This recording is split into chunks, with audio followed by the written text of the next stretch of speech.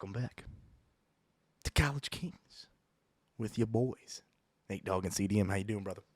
Howdy, howdy, howdy. We're all doing great, man. Just another exciting week of college football. Some exciting games, some games that were shocking, and then there were some games that made you want to just gouge your eyes out because that's how bad it was. Very, very But, respectful. I'm ready to dive into this, talk about what happened, talk about the future and what comes up for every other team and the road that they are having to pay for themselves to make a playoff run.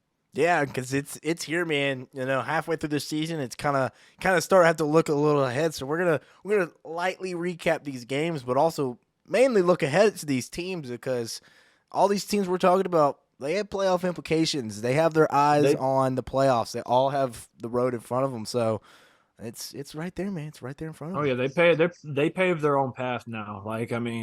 This is it. Like this is what counts. I mean, every game counts now. I mean, the Everyone. games at the beginning of the season when you're playing nobodies, they're just like, okay, yeah, this is fun. This shows everybody in the country what we're made of. But these games right here, no matter how bad a divisional opponent is or a conference opponent, you have to win. Gotta It's win. any given Saturday at this point, boys. Mm. These one loss teams, you better hold like the Tide right now. I mean, gotta hold on. Yep. Gotta hold on if you want to make sure if you want to make it into the playoffs because I mean it's tough right now because there's so many good teams. But let's dive in. Yeah, let's dive in, man. We got that recap that we're going to do. We're going to obviously make our top 6 teams. We're going to give those out, and then our top 5 Heisman candidates after this week. Maybe seeing some shifts there. Got some movement probably in that realm. Oh And yeah, then for sure.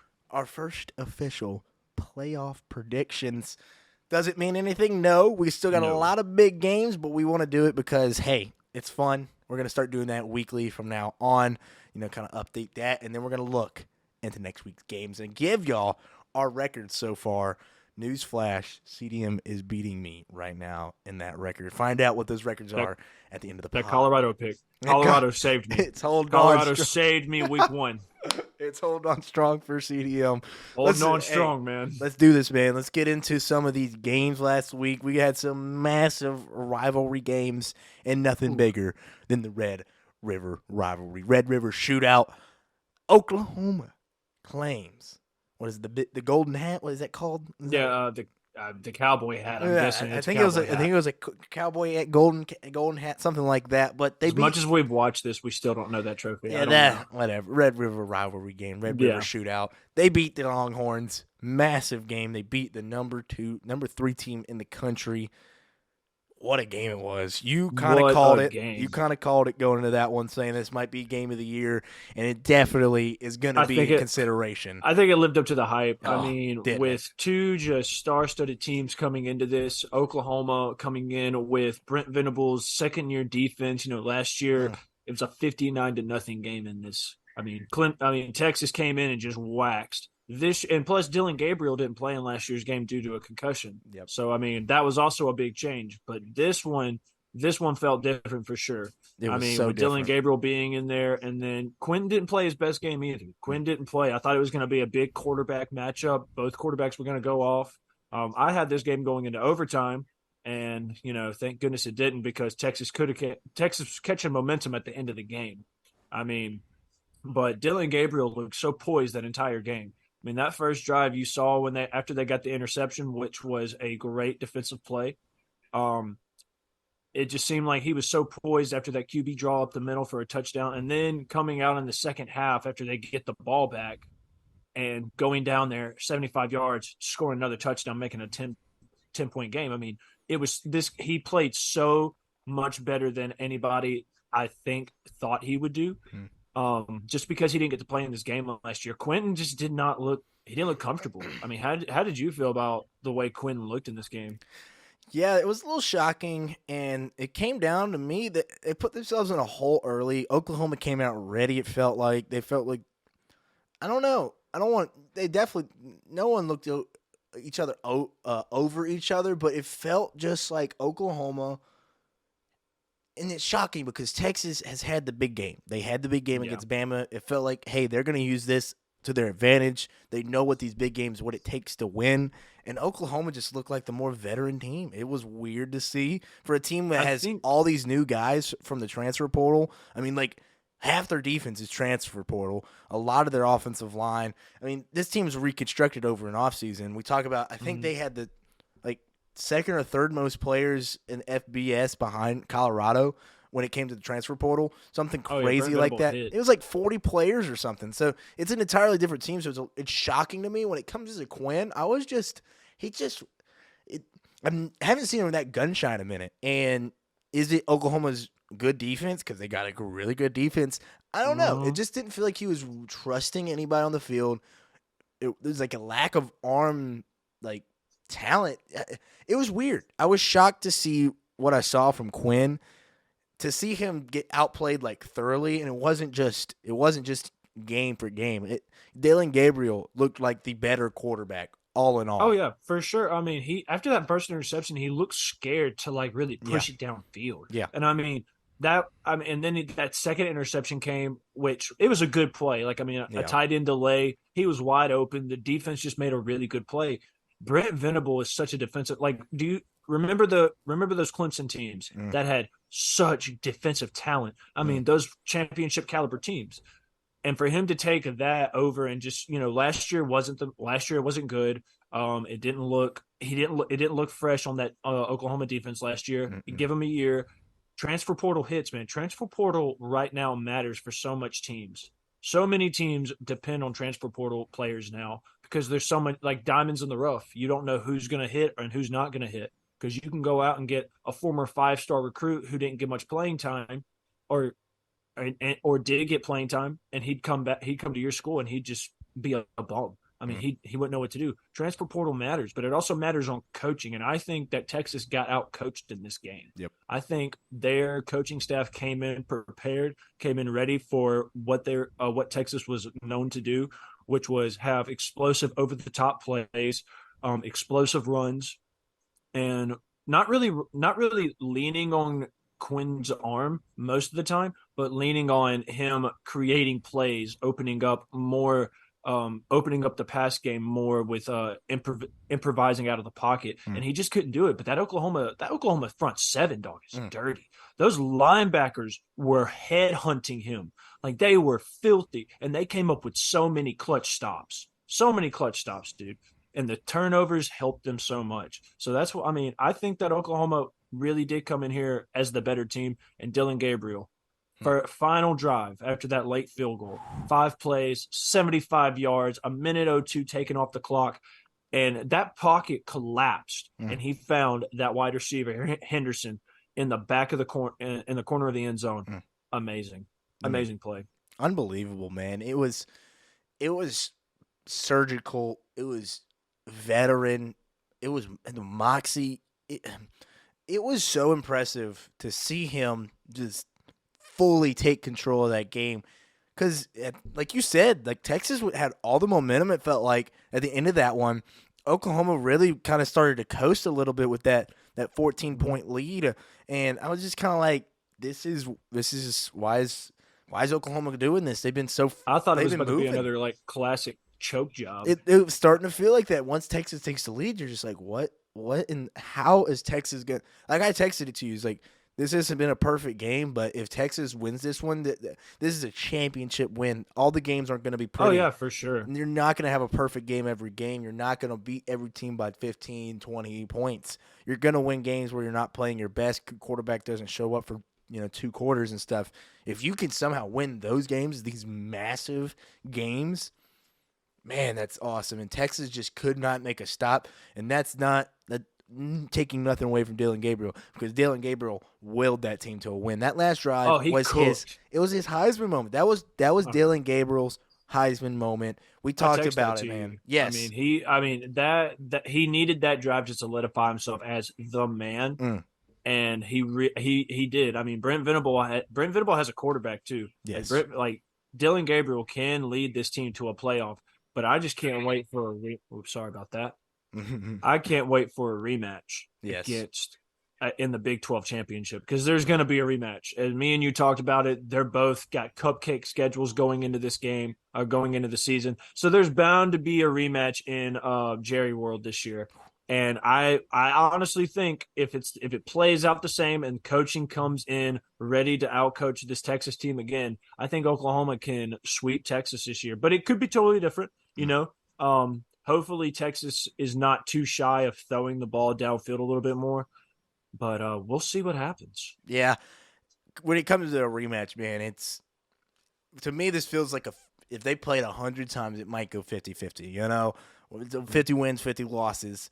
They're so evenly matched, and whichever team makes the most mistakes is gonna lose. And yeah, that's easy to say. It feels like any football game, but it feels these two teams have so many great players and make so many great plays. And when you get these offenses off the field with a turnover and take advantage of that, it's demoralizing. And for Oklahoma to do that multiple times in this one, it really was hard to come back from. Adversity is a hard thing to overcome in college football, and if you can, that's what makes you a championship squad. And Texas really try to do it. But when it comes to a rematch, man, I don't know if I can pick against this Oklahoma squad, man. It's hard to beat the same team twice. It is. It is hard to beat the same team twice. And I mean, if Oklahoma doesn't drop a game before then and goes in and say loses, I mean, they're both still playoff teams. Yeah. Like, there's no way you can't put both of them in the playoffs if it's a one-loss Texas and a one-loss Oklahoma. Yeah, then they'll have a real big problem in the college football playoffs, man. Yeah, for sure. Because, I mean, the Big Ten's right there. Pac-12's right there. We'll figure out the Pac-12 come Saturday, but that's further on to talk about. But this game right here, I think it lived up to Game of the Year hype for sure. I think you called that one, brother. I think you called that one. I'll give you that one. Dillon Gabriel, Heisman moment. You love to see it. Love to see it. Oklahoma beats down on the Longhorns and wins the Red River Rivalry. Let's go to your team out there in Tuscaloosa. Staying in Texas. Hey, we're staying in Texas. You're right. We're right. This was actually in Texas. This is kind of become a little bit of a rivalry between Jimbo and Saban. Jimbo finally got his game against Saban a couple years ago. Wild game. Last year, Bama responds, gets their dub. Tells, hey, sit down, Jimbo, sit down. And then this week, calm down now. Hey, and then this week, a lot of people were kind of trying to expect this upset kind of a thing. And guess what? Alabama keeps improving every single week and handles their business against the Aggies. CDM, I'm gonna send this to you because this is your squad. Give me your thoughts on the game, but more mainly about Alabama's progress over this season and Milroe's improvement. This game was a really good game for this team. Coming into a very tough environment with Jalen Milroe and the Crimson Tide, but they know what they have to do in this game. I mean, College Station is one of the loudest stadiums in college football. Wait, we were talking about it before the pod, bro. That's another unbelievable. That's another college experience that I want to have. Mm-hmm. But I mean, going into this rough environment, Jalen Milroe's first start last year was against A&M, got the dub. Second start against A&M, got the dub. 2-0 against A&M. You know who daddy is Jalen Milroe. But this team played really good. Jalen Milroe showed me that even though the run can get stuffed, he can still put it over the top. He can throw a deep ball, man. He can launch it deep. I mean, the deep ball that he had to Isaiah Bond, to he had one to Jermaine Burton, who cooked Texas A&M. Burton cooked. 28 receptions, 197, 2 tuds. I mean, that's insane. And this team showed me that they are still finding the process on offense. Defense is phenomenal. Defense is outstanding. Yeah, 20 points. We had some ups and downs on defense for sure. But coming into this game, it was like we need to make a statement in the SEC because this is one of the most threatening teams in the SEC. No matter who you are, I mean, you can be undefeated and Texas A&M can have 2 losses, and it's still like, okay, we need to come in with our head on our shoulders. This could possibly be an upset game, and as you said, a lot of people think this could be an upset game, no matter how much we play. But I think it showed that offense is still trying to figure out what to do. The offensive line is selling. I'm not going to lie. The offensive line, we had 10 pre-snap penalties. 10 pre-snap penalties. It was insane, dude. It was kind of hard to watch. There'll be some games where they're just balling out, like Ole Miss last week. And then you have games like this one where they're just not on the same page, that they're just, at not following the snap count. The center finally got the snap to Jalen Milroe this time. So, applaud a little bit for that, not over his head. Progress. One thing that I would like to say that I would like to see him work on is just still rolling out of the pocket and just throwing that ball away and not taking unnecessary hits and losing yards. But he showed me that he showed me that he's here. Like, he's the captain. I mean, you got to ride with 4. Why is Siri on? But you got to ride with 4 during this time. I mean, nobody else is going to be able to come in. I like Ty Simpson, but right now this is Milroe's team, and he's showing us all right now that he is adapting throughout the season. He's not going to make extreme process like a finger snap and he's going to be a top 5 quarterback, but he's slowly showing people that he can adapt. He can improve his game a lot more. And that's one thing I'm happy to see. I mean, this Texas A&M defense was tough. This was a tough defense and a tough offense to go against. I mean, Max Johnson out there. I mean, we know what Max Johnson can do. He could sling the rock. He could sling. And he had a couple of good plays as well. But the defense came out and showed up like they always have. Caleb Downs, dog. I mean, after Jalen Milroe threw that interception and he just dove in under that guy to grab it again, I was excited. He's got a bright future. But this defense is showing me that they're slowly climbing up to being a top defense in college football right now. I mean, you got Georgia, Penn State, Georgia, Michigan. I mean, if you want to put Oklahoma up there now, you can. There's a lot of Oregon good as well. I mean, there's a lot of good there's a lot of good teams with a lot of good defenses, but Bama's defense is it's kind of silent. It's silent. It's explosive. It's like an assassin. And also, we're getting back to like old Bama style, like, because when we had that blindside block on the field goal block, and it was on Dallas Turner, which it wasn't. Deontay Lawson literally grabbed him by the shoulder pad and started yelling at him, chewing him out. And I was like, okay, that's what we need. We need leadership. We need somebody to get on some asses. And that's what you need. Nick Saban's finally getting back to that. But I love the win. I mean, it's a great win. We're still trying to make a run. We pave our own path for this game. No disrespect to A&M. Really good game, but you're a bunch of bums. Jimbo Fisher, bum. Where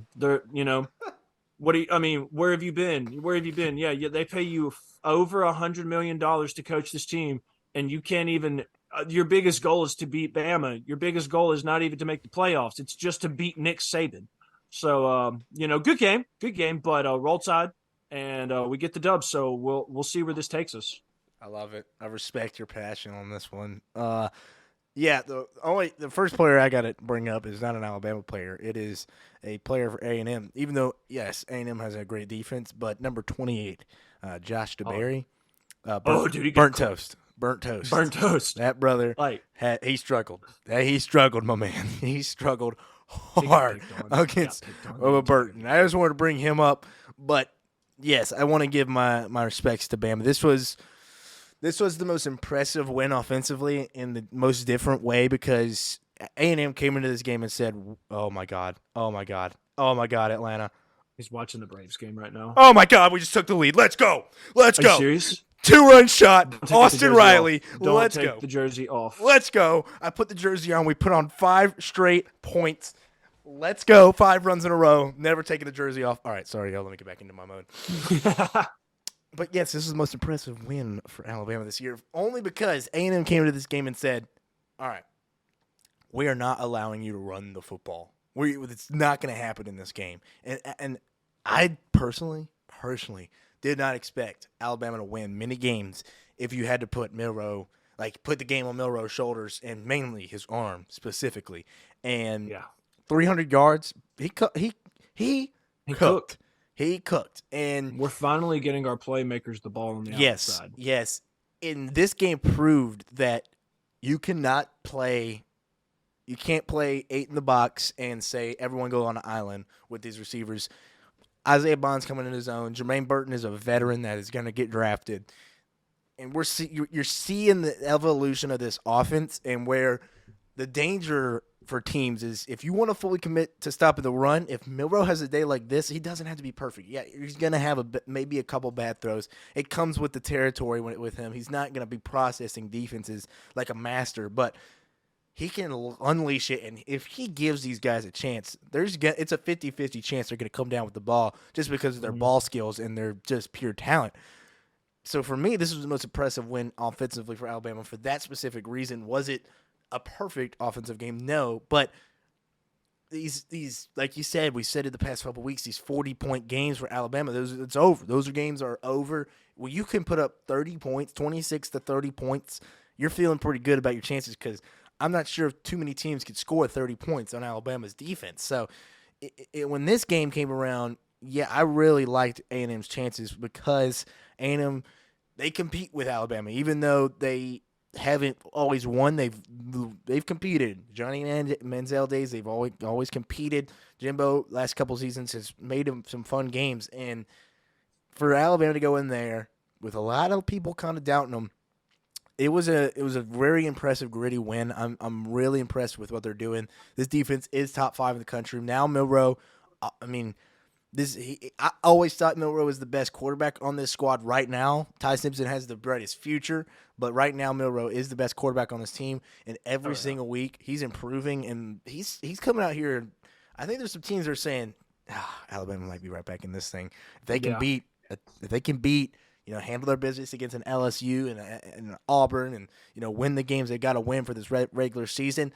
That Georgia-Alabama game is going to be fun, and it's going to be very similar to some of those games in the past when it came down to some decent defensive football. I'm impressed.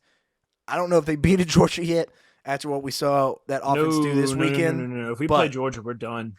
But as I know, as you as an Alabama fan and Alabama fans out there that listen, you got to be happy with what you're seeing every single week, the improvements. This is classic Nick Saban saying, all right, we're going to learn from this win. We're not going to let this win defeat us. We're going to learn from it. And I'm impressed with what I'm seeing with Alabama. They're going to get better every week. And right when they're getting to the meat of their schedule, facing an LSU and stuff, even though I don't think LSU could stop a freaking anything on defense. They are literally the worst defense I've seen in a minute. Yeah. But LSU can score, and they have like the best offense in the country. So that game is like an unstoppable force. Oh, that's going to be fun. Meets an immovable object. So it's like, how does that game play out? Well, I want to see Alabama face this adversity because they got to beat these kinds of teams if they expect to beat Georgia. But if you're an Alabama fan, you gotta be loving what you're seeing from Milroe and what this future can look like for the Crimson Tide. Oh yeah, and I mean, I don't know who this analyst is. I don't know. I think it was on ESPN or some other one I saw. He said that Texas A&M has the better offensive team, the better defensive team, the better special teams. Straight clickbait, bro. Yeah, you're a bum. You're a bum for saying that. Mm-hmm. But once again, Bama's paving their own path. I like everything that you said. Milroe's just going to get better and better. But, I mean, we need him. There's one game. Speaking of defenses, it's just like there's some good defenses, and there's some just like what's happening? What's going on? Because this is not how it's supposed to happen. And that would be USC versus Arizona in triple overtime. That game was just horrendous. That was crazy. It was a good game, but it was a good game, but on the defensive side of the ball, oh my God, dude. It was just like Arizona went up 17-0. I understand that. They went up 17-0, okay? I'm not going to count USC out. Their offense is explosive. I think they do rely on Caleb Williams way too much. Yeah. I think they rely on his skill set and his arm talent. But USC's defense is absolute dog water. Bad. It's trash, bro. Like, I don't know what's going on the defensive side of the ball, but you came into this point, you came in having to put up 20, like you're a 21-point winner. Like Arizona's not supposed to win this game or take it the distance like this.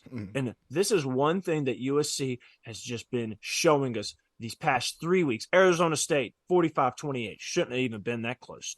Okay, 1-3 Arizona State shouldn't have been that close. Colorado 48-41 shouldn't even let them come back in that football game. Okay. And then you have this game going into triple overtime. Props to Arizona. Props to Arizona for taking them the distance, bro. That quarterback's a stud. That quarterback is a dog. And that defense played good. Fafita, baby. Freshman. Yeah. Freshman? Freshman. Oh my God, dude. Yeah. You got carved up by a freshman. Yeah. And he cooked up in overtime too. Mm. I mean, they're struggling so much on this side of the ball. It's insane. I mean, you're giving up right now, I think it's about these past 3 games, you're giving up 14 points to 17 points a game right now. And you have to play better teams with better defenses. And it seems to me right now that they are going to sit at home again this year. That they are not going to be a playoff contender, that they are just Lincoln Riley is going to show what Lincoln Riley does in not having a top 10 or top 5 defense, because he is not a defensive coach. He never gets a good defensive coordinator. I mean, imagine if he had Brent Venable at Oklahoma. Maybe you could talk about Oklahoma making a championship, but now you can't even talk about USC being close to a playoff run right now, because this is how scary their defense is. Their defense is kryptonite to their offense. It is that bad. I don't understand how you're playing these bum teams, no disrespect to Colorado or Arizona, but you're playing these teams that you're 21-point dogs over or 23-point dogs, and you're not even covering the spread. Nope. Like, I mean, you're relying so much on Caleb Williams. Caleb looked mid almost the entire first half. The entire first half, he did not look good at all. I mean, he was negative 13 rushing yards at the end of the first half. Terrible. Absolutely terrible. And then in the second half, he just cooked. He had 95 yards at the end of the game with 3 rushing touchdowns. Absolutely dog. But that's Caleb Williams, dude. Generational talent always finds a way. Yep. But Lincoln Riley, man, I mean, you're just going to show us what kind of choke job you have on defense. I mean, especially when you have to play Oregon, when you have to play Washington, 2 high caliber offenses, and then you have Oregon's defense on the other side that could possibly shut down that unstoppable offense. It looks like. I mean, what's going to happen, bro? I mean, are we going to have a job? Is it going to look like last year where you just get swept by the Pac-12? Last year they got swept by Utah twice. And that's even worse. That's what I had to call out a USC fan on Twitter for. He's like, yeah, okay, buddy, we'll find out. I was like, bro, y'all got swept last year by the same team, and you'll get cooked in the Pac-12 championship by the same team. And then you went into a bowl game against Tulane, a Tulane who beat you.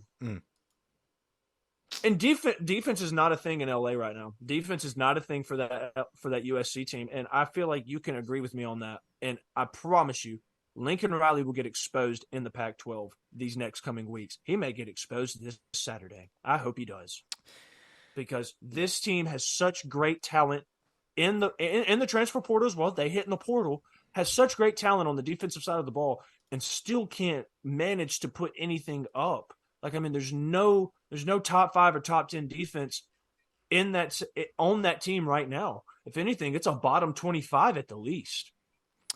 These past 3 weeks. Yeah, this is what I want to point out. This is their stats defensively. Some of their stats. They're allowing 27 points per game. Now, some people may say, "Oh, that's not terrible," when they're putting up 50. That's bad. That's horrible. Bad. The league the college FBS average is 24. Actually, technically 25. I guess it's 24.98. So we'll say 25. That's the league average. They are sitting in some of the worst defenses in the entire country. Oh my gosh, Southern Miss is horrible. They allow 35. Oh, poor Southern Miss. I can't talk about that team right now. We have too many Southern Miss listeners. Too many. I can't. They're just Southern Cal, 27 points per game, bruh. It is a joke how bad this defense is playing this year. Yes, their offense is putting up 51 points a game. Awesome, good for you. But it doesn't matter when you can't stop anything, dude. You can't stop anything. It's one of the worst. It's one of the worst situational defenses. Like, even when they needed to make a stop, they couldn't make a stop, bro. They just could not make a stop. And that's what the biggest thing in college football. Yeah, cool. You don't need to have an amazing, like a Georgia or Alabama defense anymore. Like, I truly believe some teams can actually win some of the big games without an absolute unbelievable defense. We saw Oklahoma make the playoffs twice with no defense. It's possible. It's a possibility. But first of all, LSU defense, horrible, not good. But They made plays against Missouri at the end. They made the pick 6 at the end. It's situational defense. I just need one play defense. Just a single play defensively. No. Just a stop, because that could change the whole game. It could change the entire one stop, complexion. Yeah. And that was the biggest thing. They cannot make a single play. And that's it. I don't know what is wrong. I don't know. It's talent, I guess. It's coaching. It's such a consistency with Lincoln Riley. I don't know what the problem is anymore. Even players are. Baker Mayfield had something to say about it on game day and Pat McAfee. It's like, this is not like a narrative that is not. Everyone knows the narrative around Lincoln Riley when it comes to terrible defense. Why can he not figure it out? I don't know. I do want to give my respects to Arizona. Fafita, Dog, freshman, went crazy out there. His numbers were insane. Amazing effort. And, hey, that squad looked good. Arizona has had some pretty good games this year. And, listen, this team, USC, last thing I'll say, when Caleb Williams – hey, turn down your TV. Hey, turn down your TV, nerd. I'm sorry, sir. It's Monday Night Football. I need Jordan Love to ball. I understand. Right now, the Packers are not balling at all. I heard old Joe Buck giving his analysis. No, but like I was saying, when USC's defense – oh, my God. I might be ahead of you. You're going to be sad. That's tough. You're going to be That's sad. tough. Yep, Jordan tough right pick. there. But last time. Oh, man. Let me try and get through this. USC, when Caleb Williams is not Superman, this team can lose. And guess what? They will lose. We might be seeing a little bit of a foreshadowing for later in the pod. Let's move on to another undefeated squad. And this undefeated squad actually has a defense. Surprising. Very surprising. And I think this is one of the first times, I think it's the first time since, well, maybe they went on, did they go, when's the last time they've been undefeated? I don't know. I should have brought that stat With up. Lamar Jackson. I thought it was. I heard that on Lamar ESPN, I in think. 2017, I think. Yeah, 2017 when they lost to is Clemson. when the last time. Okay, so I should have had that stat pulled up. I heard it on ESPN, and I forgot to pull it up. But Louisville, quietly tied for number 1 in the ACC after their dub against the Fighting Irish. Unbelievable performance. Not a lot of people thought they had a chance in that one. I liked the team. I didn't think that they would be this good. Let me send this to you, though, CDM. Game aside. Hang on. No, game aside. Is this team a legit threat to the Seminoles, man, or do you have another ACC team out there? I mean, they don't play the Seminoles. That's the thing. Well, they don't play North. ACC championship. Another team besides Louisville that could give Florida State. I mean, you have to say North Carolina. Yeah. I mean, that's about it. I mean, North Carolina's rolling. Drake May starting to get into his form from last year. I mean, they had 400 yards in the first half against Syracuse. I know it's Syracuse, but still 400 yards in the first half is insane. Yep. But this team is quietly making a run for themselves, making a name for themselves. And, there's always that Cinderella team. There's that team that catches fire, catches lightning in a bottle and just runs with it. Completely. And this is that team. I mean, Notre Dame had these these past few weeks since that Ohio State game has just struggled. Seemed to struggle lately on the offensive side of the ball and on the defensive side of the ball as well. And I mean, Marcus Freeman in his first 2 years has already 2 losses in the season. I mean, there's not much to say about it. Then what's going to happen if Marcus Freeman continues this run, especially with elite quarterback play he has right now. Where they came in clutch for that one. What's another good game they had this year that was just surprising? I mean, that Georgia Tech game looked good. I mean, even though Georgia Tech just beat Miami, that one just kind of weird. But Louisville's making a quiet name for themselves. I didn't really get to watch most of this game, but what I did see is Notre Dame does not look comfortable on offense at all, and their defense just gets gassed half the time. I mean, they're out there they're out there the majority of the game last week. But I like Louisville. Louisville's giving me some vibes from that 2016 chance. But they don't really play a really big threatening team. I think they play Clemson. That's probably the biggest threat they have right now coming into their schedule. Oh, my God. And they have to play Miami as well. I think they play Miami next week. Oh, my God. But not this week, but this next coming up week. I'm sorry. Because Miami. 1 second.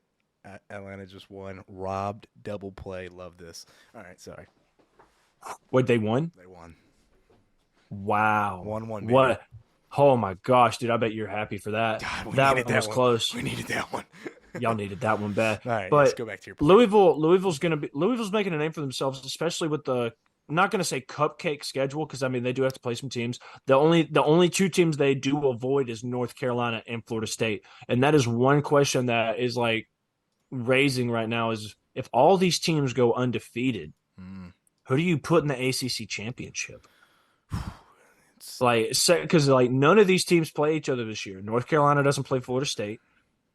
Florida State doesn't play Louisville, and Louisville doesn't play any one of those teams. None of them play each other. So I mean, if they go undefeated, and if Louisville has a good resume, and they dominate the rest of their games, I mean, you have to put them in some kind of conversation for a conference championship for sure. Oh yeah. And then if they win their conference championship, who knows?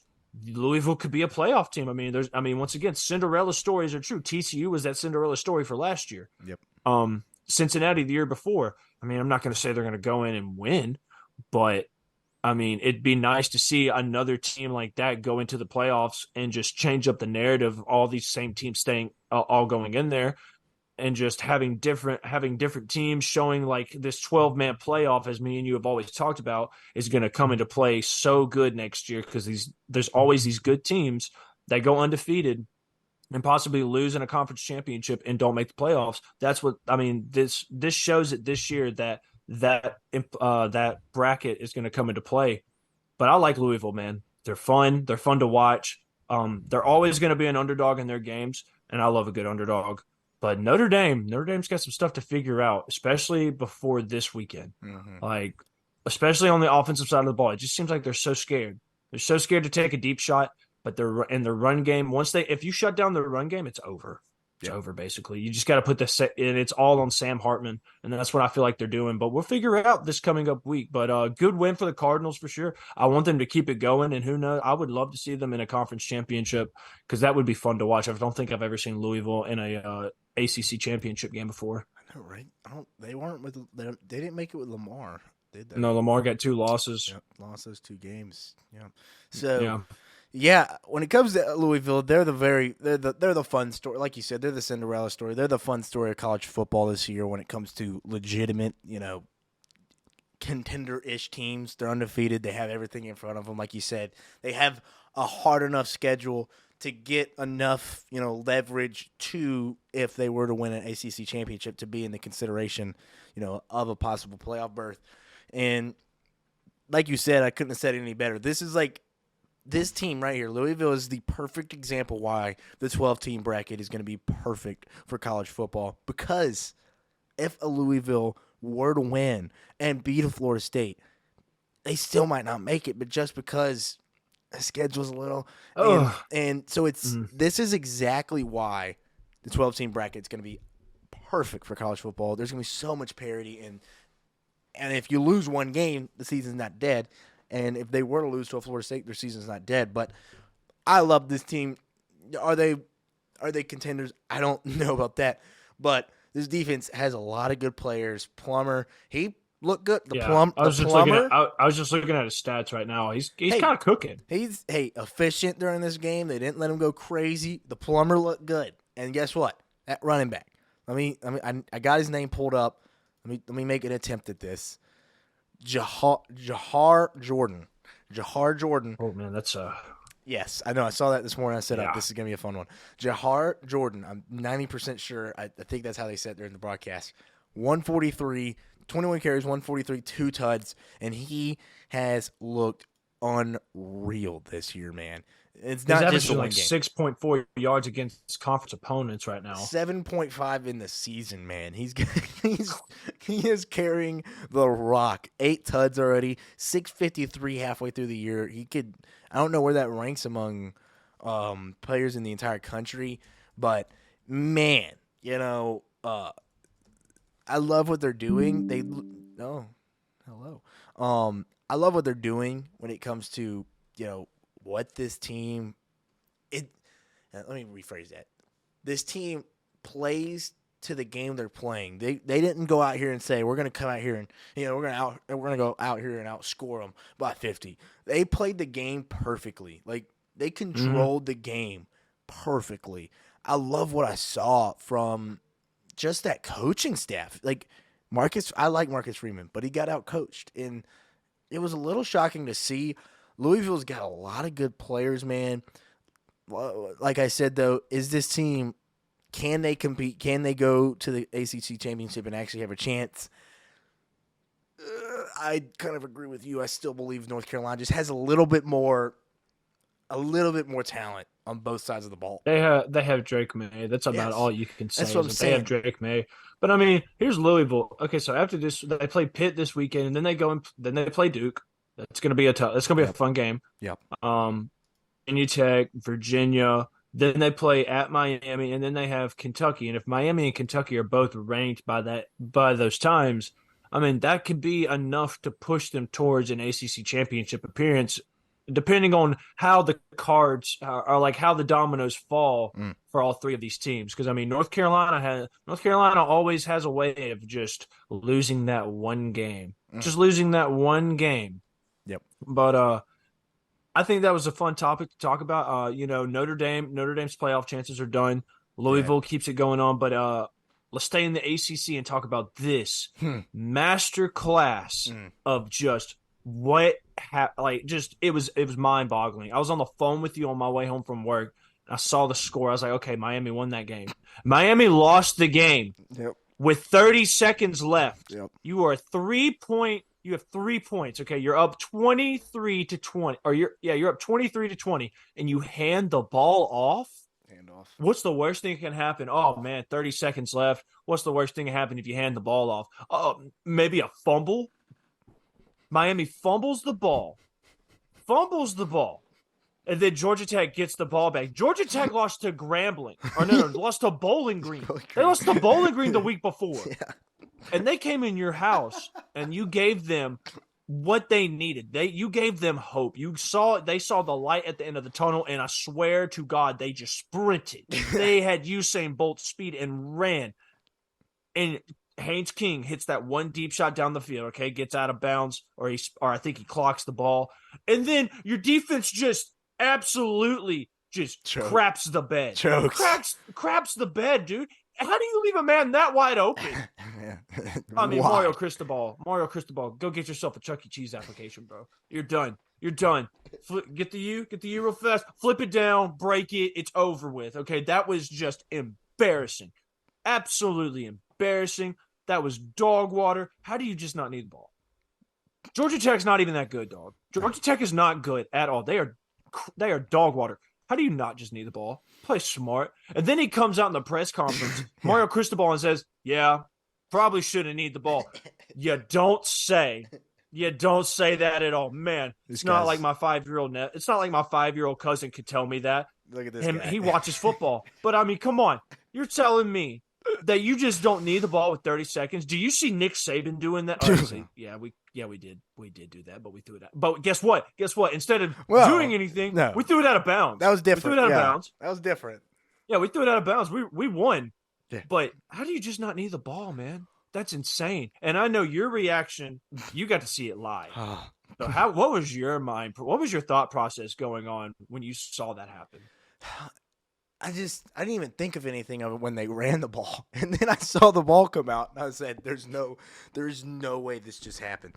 Because I was kind of like mildly watching. I was like, oh, Miami's won. Like, it was over. Like, it's over. Like, yeah, when I checked ESPN, I was like, okay, yeah, that's game, right? They'll like, need the ball. They should have. They'll need the ball, and it's over. I see him hand the ball off. I was like, okay, I guess we're playing Madden out here, and we don't want to dang need the ball. You know, the most hated play in Madden, the most amazing play in real life, you know. And they said, no, we're playing Madden. We're playing for yards, handoff. And guess what? He fumbles the ball. And, I mean, watching it, I was just like, what is going on right now? Like, I could not believe you can make a debate. Did he fumble it? Did he not? It was close. It was very, very, very, very close. I can understand if you didn't, but I mean, that's very close to call. It was a That was football gods at work, man. It doesn't matter. It doesn't matter if it was a fumble. You don't run the ball. And guess No, what? you don't. What happens to you?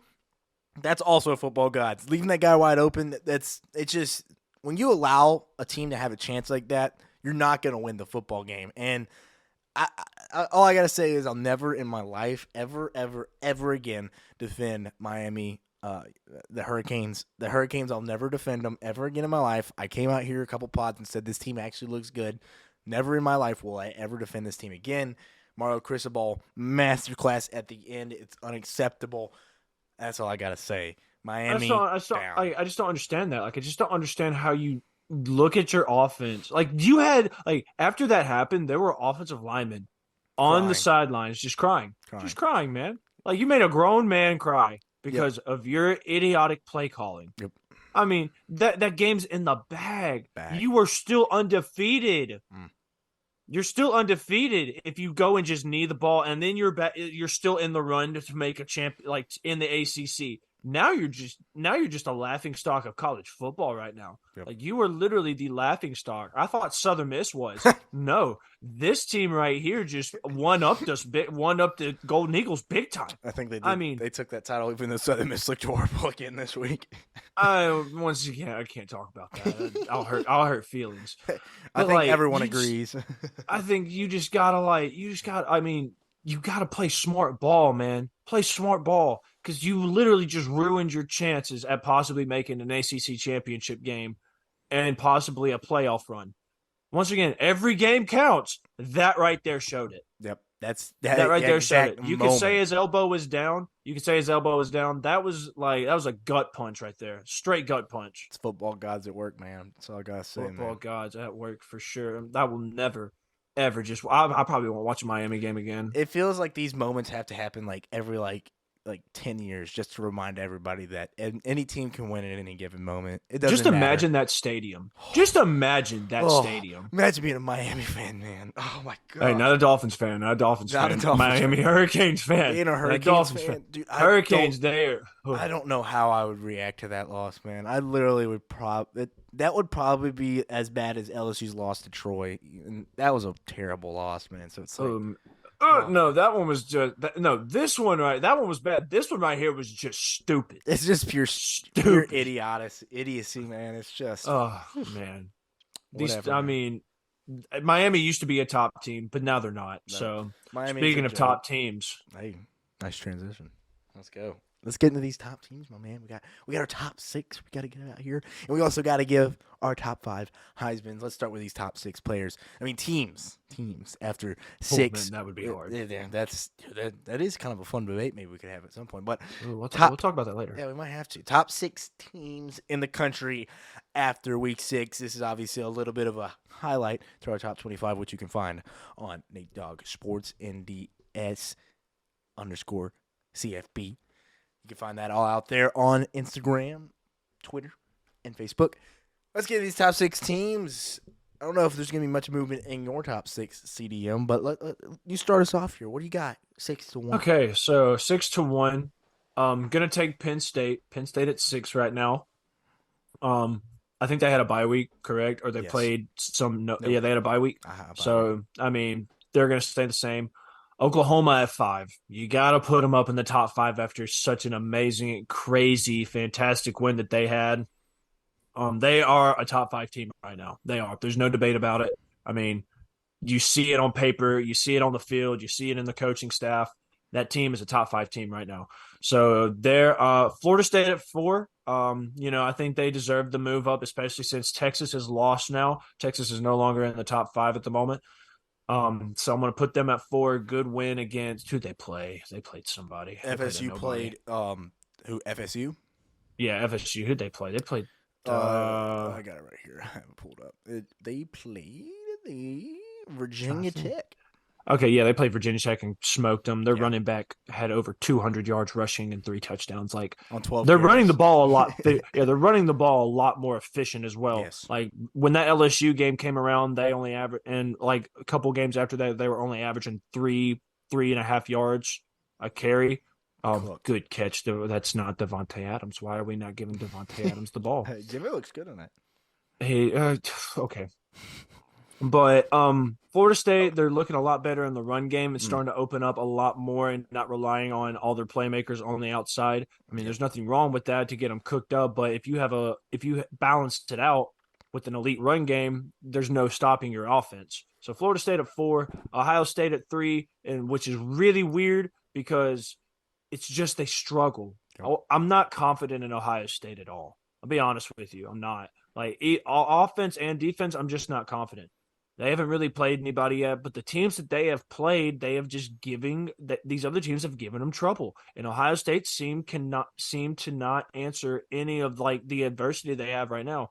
I mean, yeah, I mean Maryland's no slouch right now. Tulia played a really good Talia. game. Tua's little brother Talia. Talia, my bad. There you go. Yeah, Talia played a really good game. But they came back from that and won 37-17.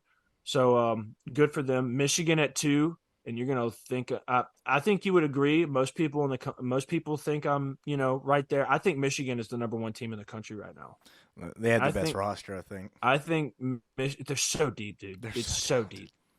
But I got Michigan at 2 right now, and then Georgia at 1. Georgia after last week, even though me and you both picked them to lose, or you didn't pick Georgia to lose, I but we did. both, somehow we think Georgia's going to lose a game, and then they come up and put up 50 points Yep. and just dominate.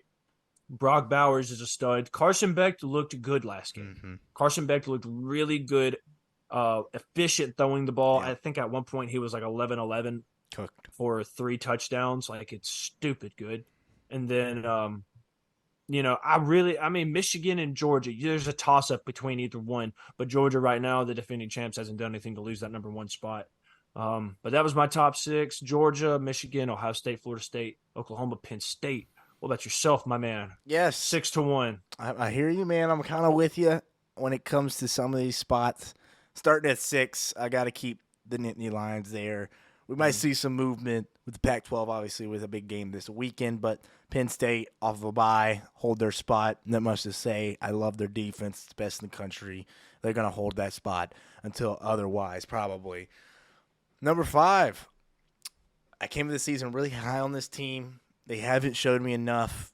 They had a big win this season, but is it really a big win anymore? I got number 5, Ohio State. The I agree with that, Buckeyes, dude. I love that one. the Buckeyes they're good, man, but their defense is good, but they just this last week, and yeah, like you said, Maryland is a good team, and I don't want to take anything away from Maryland. They came in that game ready for some football. And yeah, Ohio State responded pretty well after some, early adversity in the game, but I don't know. There's something about this team that's not clicking. You're not getting the ball to your best player. In what is it? In Buka, he's not. He's not showing out either. I mean, but he's their number 1 receiver, and that doesn't What make about sense. Marvin Harrison Jr.? That's what I'm saying. Like he's getting the ball more than Marvin Harrison Jr. And see, like, I feel like they're doing the opposite of what Georgia's doing. Georgia is feeding Brock Bowers Yes. the ball right now. Yes, They're not feeding Martin. They're not feeding as you said, their best player on the field. They're not feeding him the ball enough. And that's what they need to do. And I agree with that 100%. I don't think Kyle McCord's looking like the guy right now. it's weird for me because everyone on the planet, knows how good Marvin Harrison Jr. is. Like, there's not a single human being that watches football. And yeah, he cooked this weekend. I understand that. He looked great this weekend, but it still does not feel like I need him to get the ball as many Consistency. times as possible. This is like the first week where I was like, all right, maybe Ohio State's starting to figure out this guy's their best player. It's been past weeks where, yeah, and it comes down to situations. I get it. And Ibuka got hurt, so Marvin Harrison did have to step up in this one. And I love their tight end, by the way, Stover. That guy's an animal. He needs to get the ball more, too. He's so big. Pause real fast. They blocked the field goal. They blocked it. Oh, jeez. Thank God. Jordan Love, go out there and score. But, yeah, Ohio State, it's like every single time I get back on Ohio State, they do something where I'm just like, I'm not seeing enough. It's just not enough. Good run there. So for me, Ohio State at 5 until they need to get a big win, and they got a lot of big games in front of them. So they're another one of these teams where it's like, listen, Let them get to the Penn State game. If they can win that one, put up some good points against that defense, then I'll listen. But number 5, Ohio State, until I see a little bit more on that offensive side of the ball. Number 4, I still believe is the most talented football team in the country, and they showed it in the backfield this weekend. The Florida State Seminoles.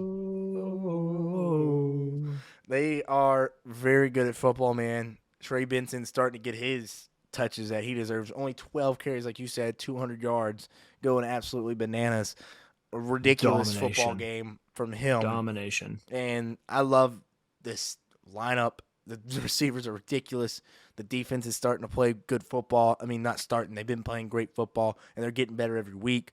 And if Jordan Travis keeps just playing smart, efficient football, this team's going to win the ACC, and that should be enough to get them into the playoffs. I like their odds. I love their roster.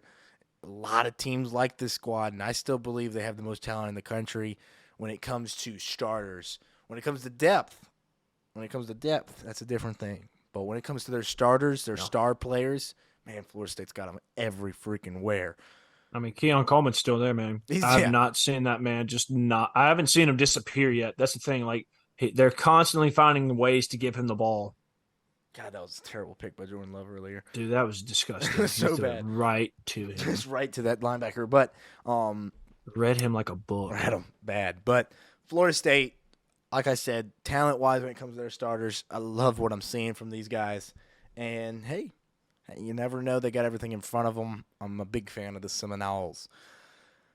Number 3, got to give respect to those Sooners. I had Texas at 2. Got to put this team at 3. Love this team.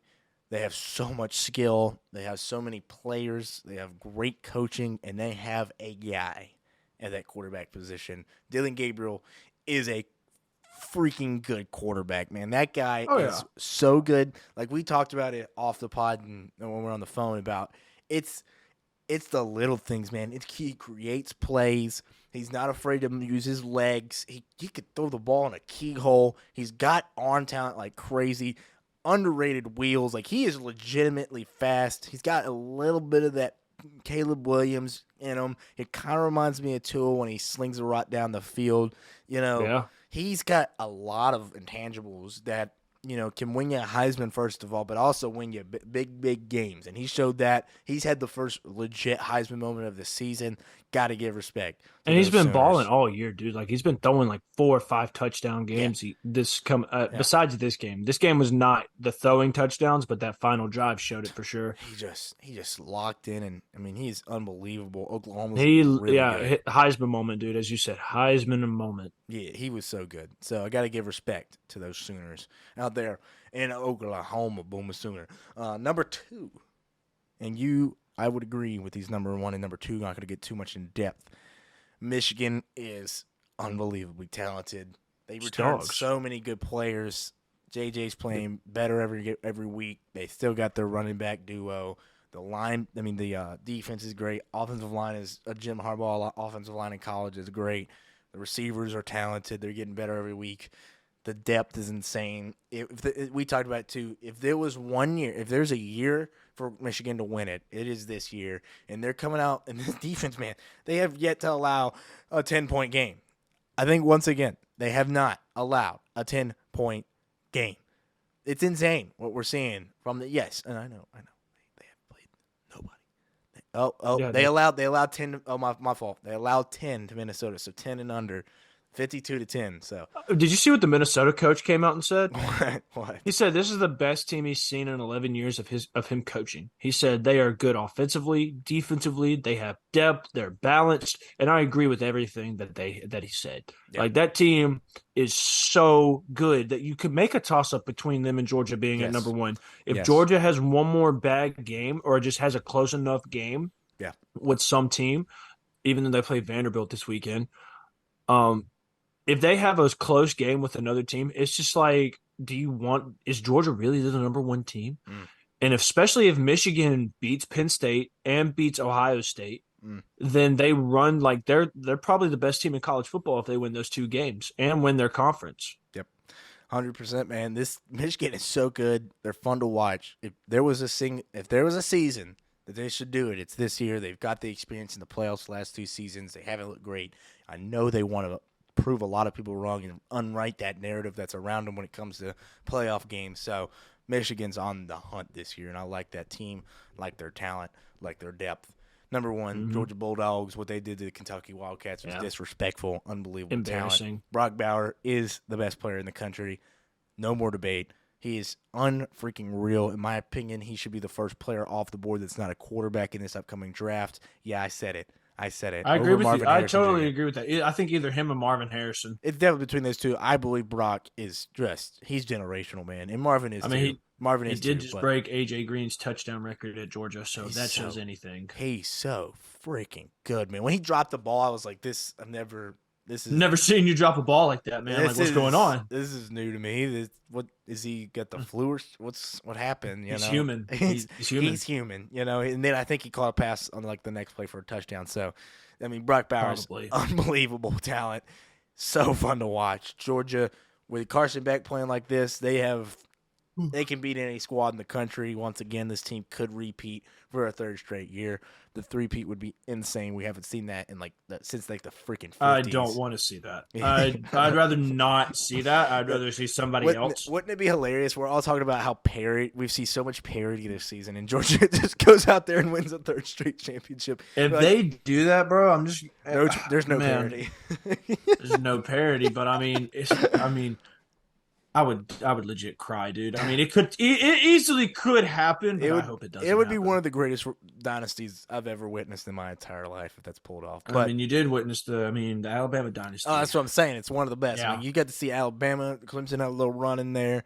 I mean, we saw the Patriots over the last freaking 15 years. So we've seen some amazing the Chiefs right now. We've seen some amazing. Yeah, I was about to dynasties. say the Chiefs. So this one would have to be an all-time if they can win 3 in a row.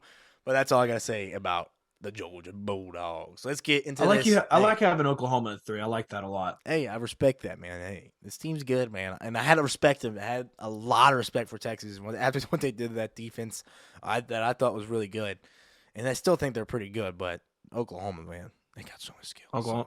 Oklahoma's good. We'll see, man. We'll see what's going on. Let's get into this. Hey, Boomer Sooner. Let's get into this Heisman Watch. College Kings Heisman Watch. Once again, drop our top 5.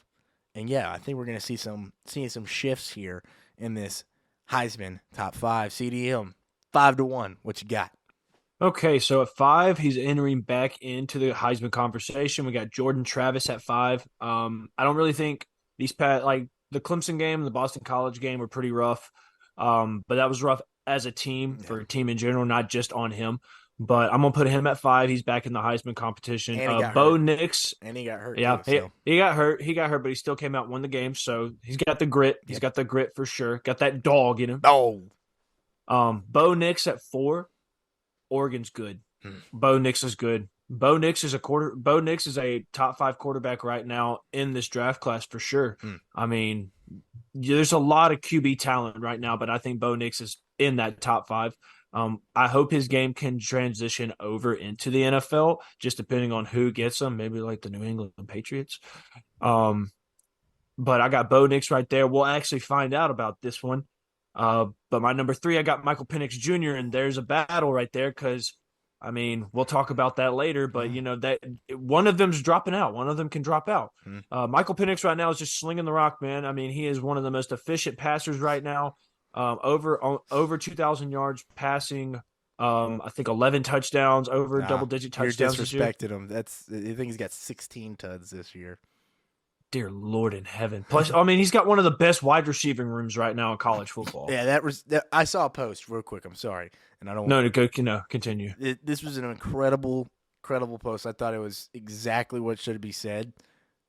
Marvin Harrison Jr. is the best college receiver prospect. He's the best in the class this year. No one's doubting that. But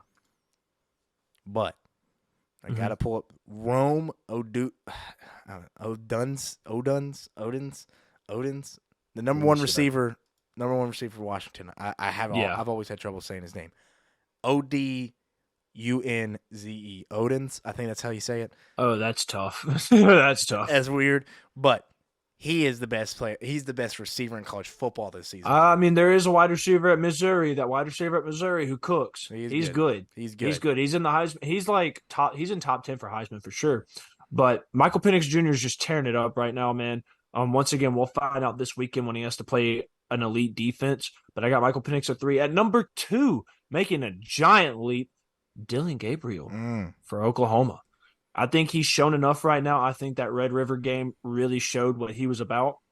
Once again, only one passing touchdown, but the versatility around him is insane. As you said, his legs, his pocket presence, his arm talent, the way he throws the ball, everything about him. He has Heisman potential, and he had a Heisman moment. He had his Heisman moment. So if that doesn't show you that this man is capable of going up to New York and being a contender and possibly winning that trophy for Oklahoma again, that'd be crazy. Having another Oklahoma quarterback win the Heisman. That would be insane. But Dylan Gabriel, 2. And then 1, I'm going to still stick with Caleb Williams. It was a toss-up between him and Dylan Gabriel and Michael Penix for sure, because Michael Penix, in my opinion, is outplaying Caleb Williams right now. Mm-hmm. Caleb looked mid last game for sure. He looked mid.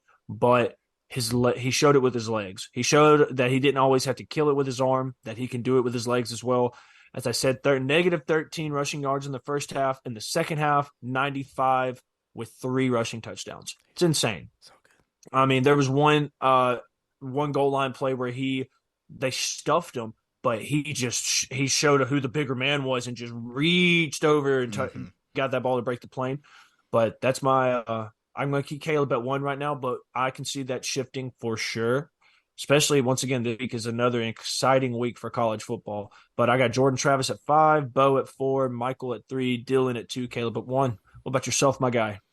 Yeah, it's number 5 is such a toss-up. There's guys you could throw in there with 2 losses. It's like, what are we talking about? But there's been so many good players on so many other teams in the country right now that are just cooking. No matter what, like if they weren't on their team might not have a single win. So it's hard, but I'm sticking with the team that's undefeated. He came into the season as a favorite for this reward.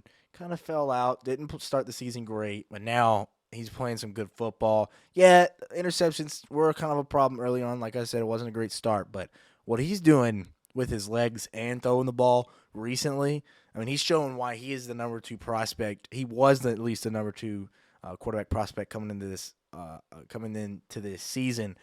Got to get Drake May out there in North Carolina at number 5. Respect. He has looked really good over these last couple of weeks, playing some gritty football. You know, how do you respond to your adversity is a big thing in college football. For me and this team early on, offensively, they looked good, but they were in some weird games. Everyone's talking about how, hey, they actually might have a defense, and yeah, the defense looks better than it has. You know, defense has been really bad over the last few years, but to see him come out here and kind of start cooking again, looking really good. He has 1,600 passing yards, 8 tuds, 4 picks, but his biggest stats for me, 174 on the ground and 4 rushing touchdowns. That's number 2 on the team. Ooh.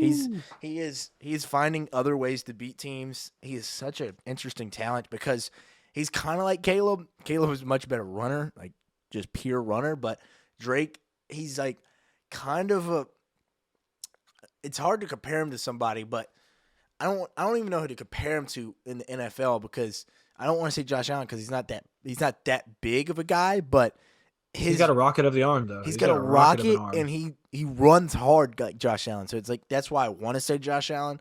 I love his effort and his grit. I mean, he's a player that you want to root for. So those stats are enough, and they're undefeated in the ACC. Got everything in front of them. I really like what I've seen from Drake May, kind of rewriting the narrative around him after a rough start on the season. Number 4 for me, Bo Nix. The campaign continues for Mr. Bo up there in Oregon. Everyone loves him. Everyone loves him out there. Bo in Eugene. Can go. Bo can go, man. Hey, he's from Bo Picks to Bo Nix. He's gone. He's had his fair share. I remember that. He's had his fair share of hate, and for him to grow into the quarterback he is now, he's one of those guys. It's like almost impossible not to root for me. And I know it's kind of fun for you to actually be able to root for him now. You Oh know, yeah, I love it. I love it. He's so I'm fun, glad he man. left Auburn. I know you are. I know you I'm are. glad he left Auburn. I'm glad he went to Oregon because I love Oregon. I have a soft spot for Yeah, me Oregon, just too. like I have a soft spot for Penn State. Even though last year I was like, I mean, is it going to be good? Is Oregon going to be good? Especially after that Georgia team. But now he's just grown into his own player. I mean, also it took him getting out of one of the hardest conferences to play, which the SEC is Yeah. not meant for the weak. No, it's The not. SEC is not meant for the weak at all. At least he has this under his belt. At least he can say that he beat Alabama. That's what I'm saying. Can't He say got to that. play against that competition at least and learn from it. Yeah, So, why are they not throwing Devontae Adams the ball? That uh, is just is it a okay. Jacoby Myers Sorry. masterclass? Continue. But yeah, Bo Nix. Everyone loves him out there in Eugene. It's hard not to root for. Love his style. Love his game. He continues to impress. With a big game on the horizon, he has an opportunity to maybe launch himself up into that top 3 after this week. Number 3 for me, the man, the myth, the legend. He is the best quarterback in the country. No one's doubting that. I'm not doubting that myself. But like you said, he was kind of mid this week, and first of all, mid. I do want to say I am a guy that believes in quarterbacks that carry teams. And yes, this guy is absolutely carrying this football team on his back. And I don't want to take anything away from this guy. Caleb Williams at 3 for me. I just think we got a couple of players in this country right now that have had bigger moments or playing just better football. And right now, Caleb is still up. He still has, like I said, a lot of times, he's got everything in front of him as well. Big game this weekend. He can have a couple Heisman moments to launch himself back into that number 1 spot for me. But in front of him, I got my man, Dylan Gabriel, out there in Oklahoma. Oh, my gosh. Oh, my goodness, dude. Right when I said Jimmy G masterclass. Yep. Who is he throwing to, Devontae? No. Who got the pick? Oh, no, I was hoping it was Jair Alexander to kind of get one on Devontae, But yeah, I got Dylan Gabriel here. Okay, real quick, fans, I got to see this pick because Jimmy G's the best quarterback of all time. This is such a shot. Oh my god, just that was actually right to him. That was just no arm strength, man. That's all that was. Okay. That was to Devontae Adams. That was to Devontae Adams. That's so sad. Pain, but yes, Dylan Gabriel. Absolute animal. Like I've said 1,000 times, he had his Heisman moment. I look into Heisman moments big time. Those are the moments that matter most in your season. But, are you that guy? Are you that guy? We've seen guys in the past, had to make a couple of plays to earn that. And the one that comes up to my mind, and yeah, I'm a little bit of a homer on this one, but when Joe Burrow gets the first down against Alabama to beat Alabama in that game, that was like on that read option. That was his moment. That was his first Heisman where I was like, he actually has a chance to win this award. And then what he did against Georgia, the rollout of Trayvon Walker, just dump it off to Justin Jefferson. And then that was the moment where it was like, all right, let's give him the award immediately. So I do look into those moments so much. I really truly believe those moments are what elevate players in their game and their confidence. So Dylan Gabriel, that's not just a moment in time. It's not just a thing in the past. That's a moment that he will never forget. Beating Texas in one of the biggest rivalries in college football, probably the most entertaining rivalry in college football. He'll never forget that moment. And for that, all that's going to do is just make him way more confident and truly believe that he is that guy. And guess what? He is that guy. He proved it. I mean, he proved it with that win. He is unbelievable. Love to root for him. I'm so glad to see him kind of have a chance to prove that he is that guy from after UCF to Oklahoma. Have a chance at the playoffs. They play UCF this week. Hey, revenge tour, baby. That's even better. Love it. But number 1 for me, got my guy, Michael Penix Jr. No disrespect, CDM, but I got to give these stats how they are. Truly how they are. Got to give us some love, man. He is unreal this season. I have him pulled up actually. I got rid of him. Here we go. Michael Penix Jr. this season. 1,999 passing yards. So we'll say 2,000 passing yards already on the season. 2,000. 2,000 passing yards, 16 touchdowns, 2 picks, 75% completion percentage. Animal. Animal. This guy is Absolute unfreaking unit. real. He is he just slings the rock, man. He has 8 rushes on the season for 9 yards. He is a pocket passer at heart. He's a at heart pocket passer. He is so good, man. I think he's the most talented. Oh, sorry, I almost choked there. You good? He is. I truly think he is the best passer without a doubt in this class. He can throw the ball anywhere on the football field. We saw it. We've talked about it in past pods. We saw the talent. I never thought he'd be this good. I did not expect this from Michael Penix. But Michael Penix, everything he's done this season, so impressed. He's my number 1 guy going into week 7. All right. So Once again, those odds can change. We'll see what happens. Once again, we have a really big game. We'll get to that soon. Yes, we will. Let's get into our first ever College Kings playoff prediction.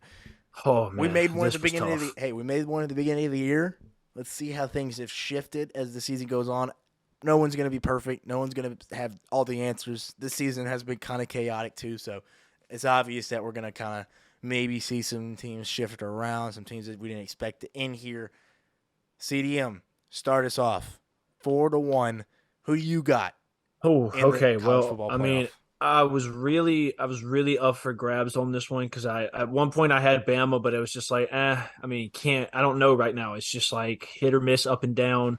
So at 4, Boomer Sooner, baby, I'm taking Oklahoma. I think Oklahoma wins the Big 12 championship, sweeps Texas, and goes back to the college football playoffs. At 3, I have the Dogs, Georgia Bulldogs, going down. I think they do come out of the SEC, depending on what happens, how the road takes us between Bama and other teams that are still competitive in the SEC, and Georgia as well. Georgia's been a little lately, even though last week they did show that they are still here. But I got Georgia at 3. At 2, I'm going to take the team that you love the most, the team with some of the most talented players in college football right now. I'm taking the Noles. I'm taking FSU, Florida State at 2. It's been last time we saw them was when the college football playoff happened, and it was just embarrassing. It's just an embarrassing loss to Oregon. Jameis and Marcus Mariota going at it. Oregon came on top. And then at 1, who I think can be, and still I think who can be the number 1 team. I'm going to take the Wolverines. I'm going to take Michigan being the number 1 team at the end of the season and the number 1 seed coming in. These teams, each one of these teams has it right in front of them. They have it all right in front of them. They're all undefeated right now. They can all be undefeated by the time they get to the playoffs as well, which would be unbelievable to see that. But it just depends on what happens. College, we still got a lot of football to play, a long season to go, and each one of these teams has obstacles in front of them with other teams with just the same amount of talent as them in their conference and outside of conference, depending on how they play. But Michigan at 1, Florida State at 2, Georgia at 3, Oklahoma at 4. But can you imagine a Florida State versus Georgia game in the playoffs? Wouldn't that be fun to watch, man? And a Michigan and Oklahoma too. That would be insane. But I'm hoping one day. I'm hoping by the end of this I can see the Tide. Hoping I can see the Tide back up in the top 5. Everything's top possible. 4. Everything's possible. Anything's possible. Kevin Garnett, baby. Hey, anything's possible, baby. Let me give you mine, CDM. I kind of agree on this FSU Georgia matchup, just in a different seeding order. Number 4, I'm starting with the Seminoles. I've said how much I like them. I do think winning the ACC will be enough, but ACC is a little shaky when it comes to its depth. They've got some good teams at the top. How much are we looking into a Clemson win? How much are we even looking into an LSU win at this point? Is that a great win anymore with how terrible the defense is?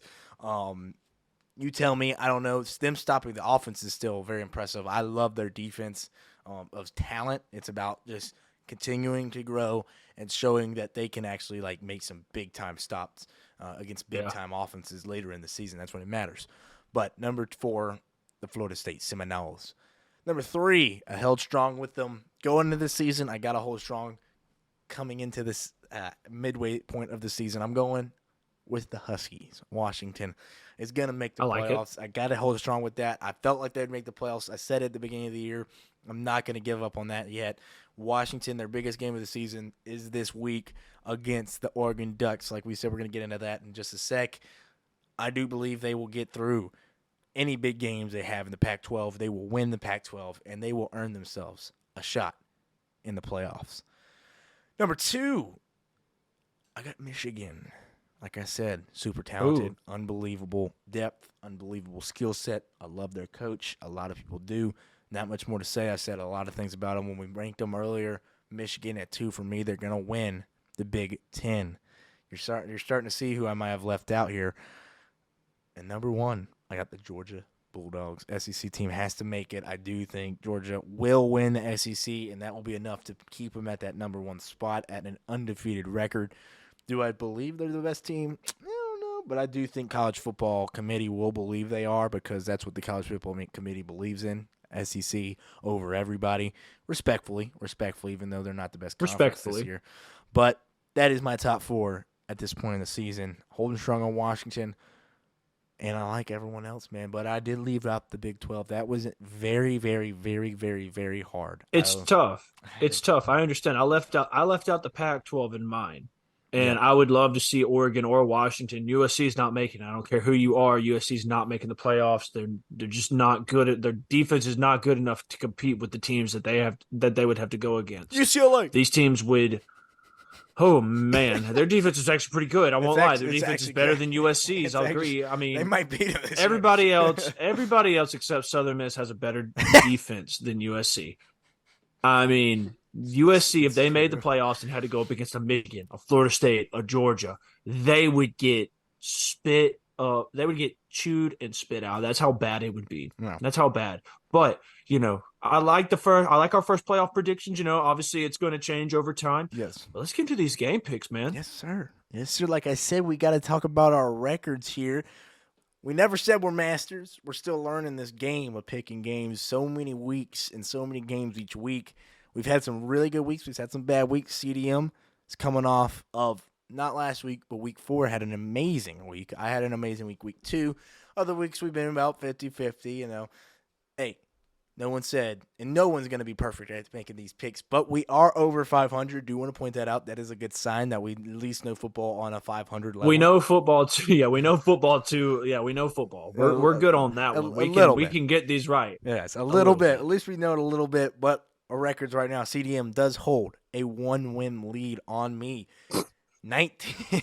He is 19-16. I am 18-17. Hey, that's not bad. I was looking at records. Hey, this can only get better by each season. It's gonna keep getting better, bro. We're gonna understand the games more. We made a lot of wild picks. It feels like we like to have fun. I'm not about to come out here. Yes, they're gonna cover and they're gonna beat this team because they're expected to. Yeah, I should have said Ball Georgia. State is going to beat the Georgia Bulldogs. Yeah. Yeah, no. I mean, I do like my underdog picks for sure. A couple of my underdog picks these past couple of weeks have not, they're not come in clutch. They're not hitting. I thought Colorado would have done it against USC, but almost did it. Almost did it. You got the cover. But hit the cover big time. Hit the cover. Yeah. But we will. We can only get better from here. But you start us off, brother.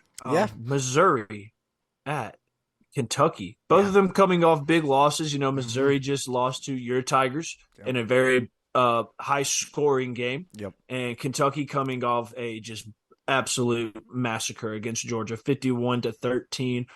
At Kentucky is 3-point favorites, if I'm not wrong.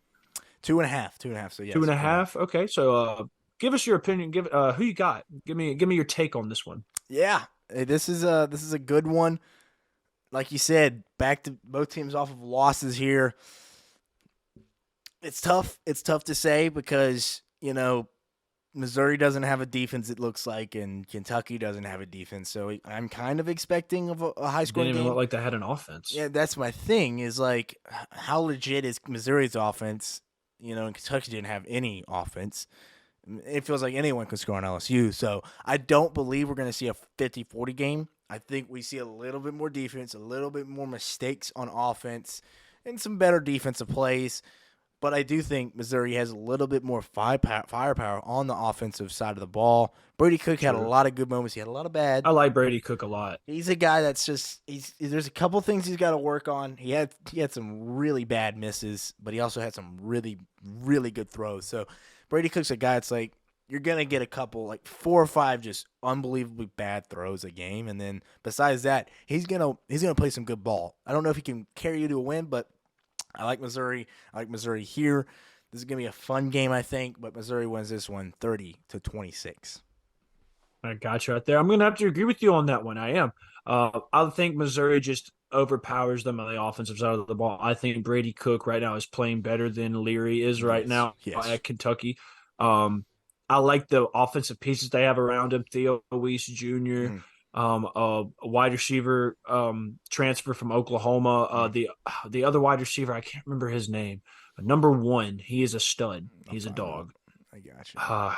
I can't remember his name, but he's also super good. But Brady Cook is playing some good football right now. I do think they need to pick it up on the defensive side of the ball, but also LSU's offense is one of the best offenses in college football. So, I mean, having to defend an offense like that, you're going to give up 40, 50 points probably, at least 30 to 40 points at least, not 50 yet. I haven't seen them drop 50, but 30 to 40 points for sure. I do like that they are at Kentucky, but I'm going to take the Missouri Tigers winning this game, and I have them winning by 35-21. I think that their offense does cook a little bit, and I think they can put up 35 points. I mean, they put up 35, 32 against y'all last week. Yep.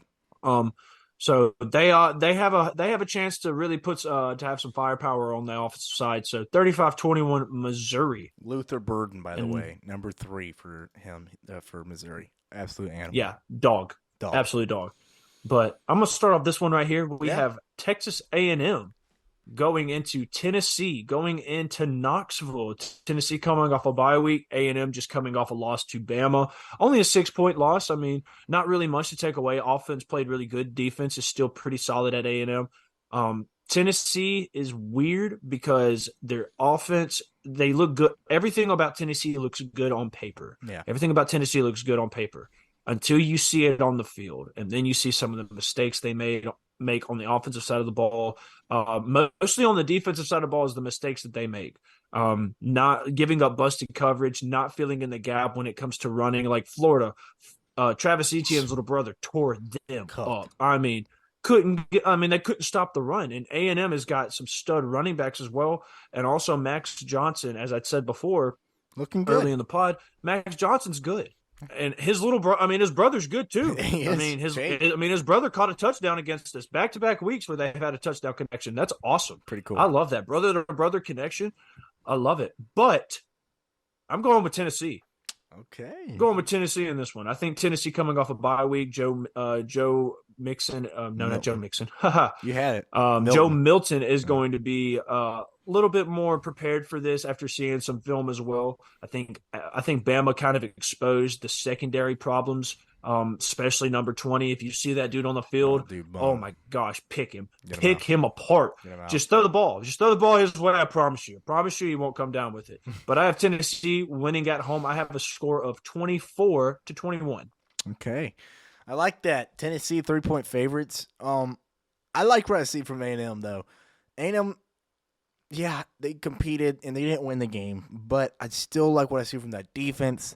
I am not sold on Tennessee. I like Milton. He's a fun player to watch. He's got so much arm talent. He's ridiculous. Everyone knows that he can throw a ball 100 yards, but can he win you a game when it matters? Can he do the dink and dunk? A&M's not going to let him have a big shot. They're not going to allow it. They allowed a lot of them. They allowed a lot of them against Alabama, but they said they shut down the run against Alabama. Yeah, they didn't expect us to pass the ball like that. They're not going to allow Milton Tennessee to throw the ball. Yeah, they're expecting Milton to throw for 50-yard bombs, especially after last week. They're going to be like, oh, if Alabama's doing it with Milroe, we're going to do it with Milton. They're going to take that away. They're going to say, hey, we're actually going to allow you to run. Can they run? Can they take the short stuff? Can Milton play 4 quarters of point guard and not big play Milton? I don't think so. I like A&M's chances in this game. Give me the Aggies 30-28. Oh, I like that one. This next game, probably the most important game of USC's whole season right now. Yes, Because it this is. is, I think, this is the first time they have to play. Once again, no disrespect to Arizona's defense, but they actually have to play a solid defense this time, Mm. even though it has not looked as solid. But if you look at it through other perspectives, they have been playing very good. I mean, they're not letting up 30 points, 40 points a game. They're letting up about maybe 20 to 17 points a Oh, game right now. oh, USC at Notre Dame. oh! It's a horse collar. Oh, I thought you, you're ahead. I thought you were about to say through a bomb. He did throw a bomb. Hold up, just a second. Just a second. Oh my God, he's wide open. Wide open. Oh my gosh. Run, run, run. Horse collar. Yep. Oh my gosh, Marcus Peters, I'll you pause bum. it for a second. USC at Notre Dame, such a historic game. Two historic colleges going at each other. It's going to be a battle. I think it's going to be a battle. I think both teams are going to come out. Notre Dame really has to come out and just show that they are still a team on both sides of the ball, mostly on the offensive side of the ball. And they have a defense to do it against. They have a defense that Sam Hartman can probably just carve up, can probably throw for 500 yards and 4 touchdowns on without having to go into like triple overtime. Once again, no disrespect. But this team, like USC's defense, I don't think USC's defense is going to be prepared for elite quarterback play like this. Shedeur was probably the best quarterback they've had to play against so far. And Shedeur is good. But Sam Hartman is a veteran. Sam Hartman is a 4-year going on a 5-year starter now.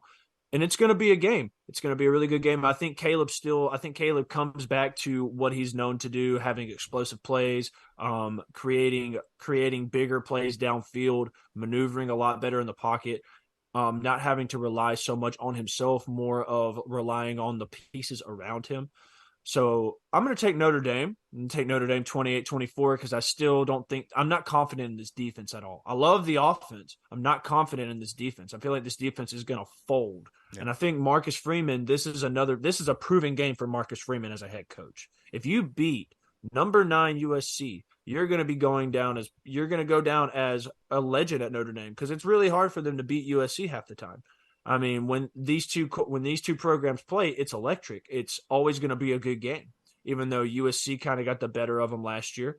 I think this defense is going to give them a bigger run for their money. So I'm going to take Notre Dame 28-24. All right. Yes, I completely agree. Notre Dame is going to be the best defense USC has played so far, and could be the best of the season. We'll see. Notre Dame, I like their defense, but after that Louisville game, there is definitely question marks. I came in, first of all, Notre Dame as a 2.5-point favorite. Was a little shocked by that. It's a little shocking for sure. Just because I know that there's a lot of love for USC's offense, and I think this line proves how much doubt everyone has in the defense. I've been so back and forth on this, and I got to be honest, man. I God.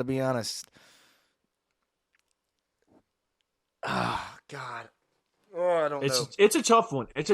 But after what I saw last week, it just made my mind clear that this Notre Dame offense can really expose Lincoln Riley as a defensive coach. I completely agree. I'm gonna stick to my pick here. I'm gonna stick to my guns. Stick to it, man. It's 31-30 Notre Dame. I think this offense for Notre Dame is gonna have its best offensive game they've had since like week 2 or week 3 or whatever the heck it's been. It's been a minute. It's been ever since that Ohio State game where it's just like declined.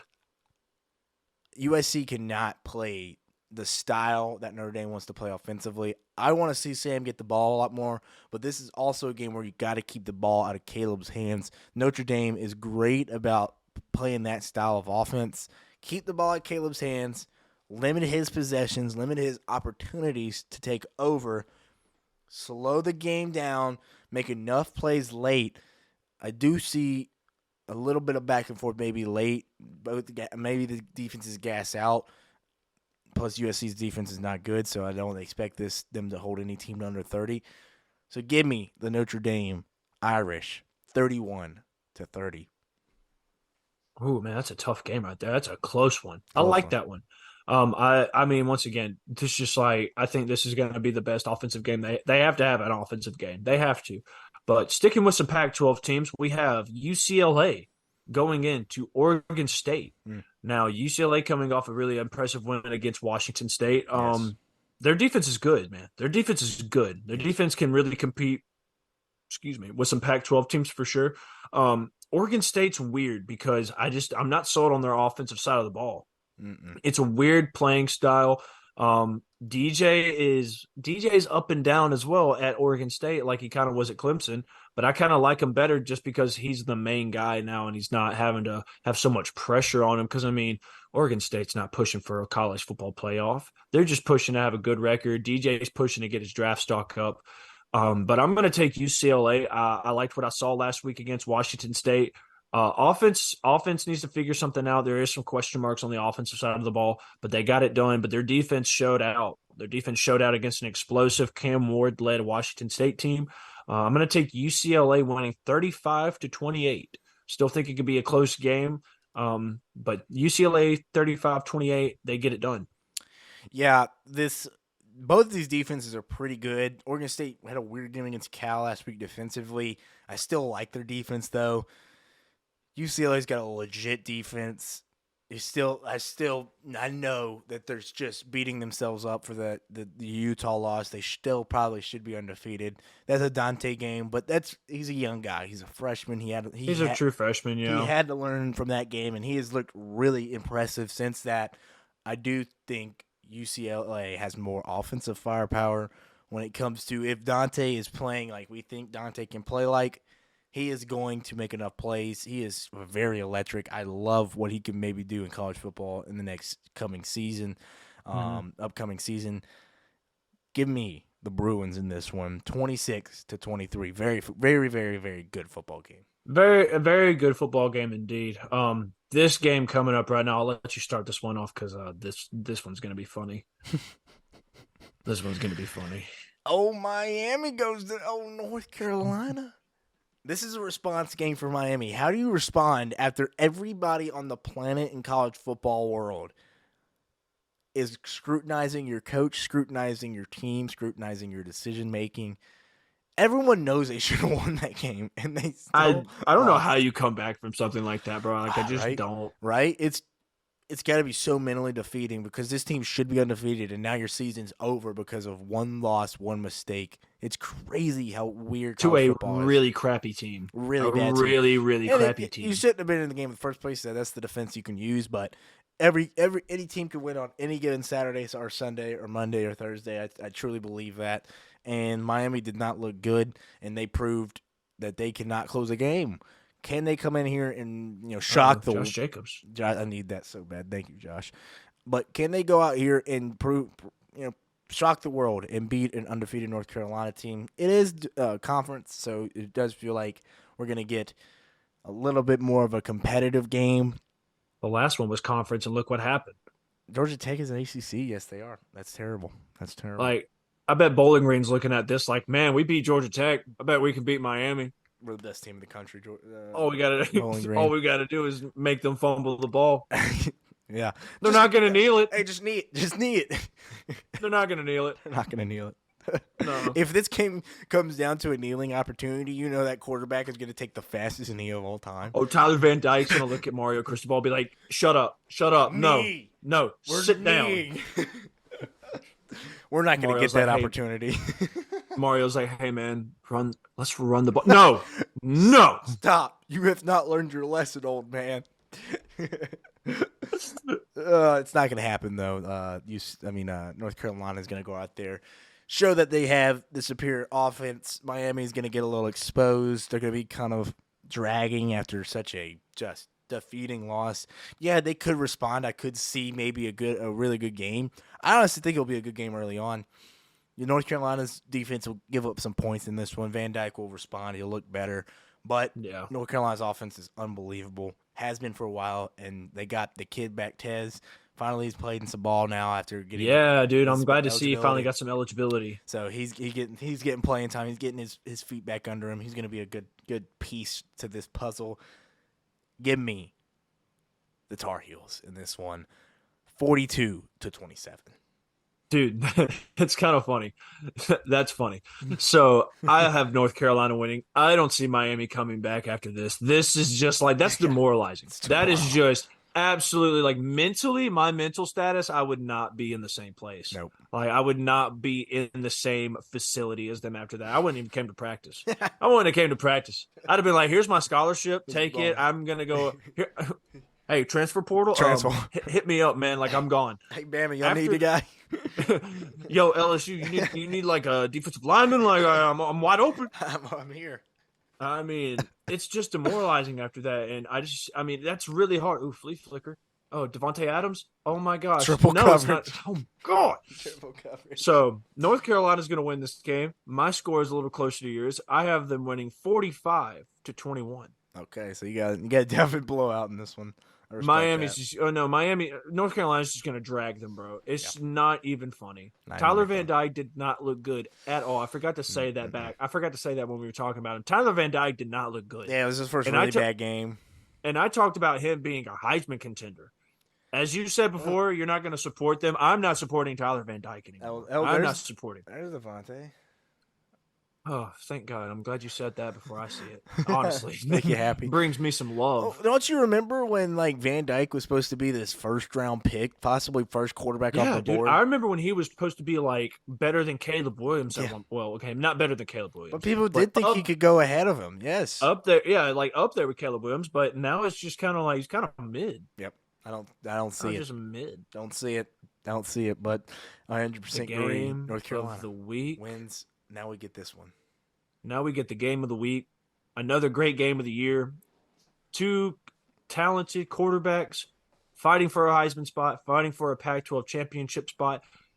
We got the Ducks, Oregon Ducks, going to play the Washington Huskies in Washington, Seattle. Very, very another, I would say, tough environment to play in as well. Pac-12, hey, Pac-12 fans show out, especially when their teams are good. Yes. Washington Stadium is very hard to play in. Two high-caliber offenses, two good studded defenses. Oregon, in my opinion, has the better defense coming into this game as well. Washington's averaging about 51 points per game. Oregon's averaging around 49 points per game, so expect this one to be kind of high scoring. But Oregon's defense is only letting up around 12 points a game, I think, 15 to 12 points a game. It's insane. The most points they let up was 30 points, and that was to Texas Tech, but that was a good game as well. It's going to be a great game. I love Michael Penix Jr. I think he has another great game for himself. I think Bo Nix goes out and shows up and shows that he is the best quarterback in the Pac-12 in front of Michael Penix after this game.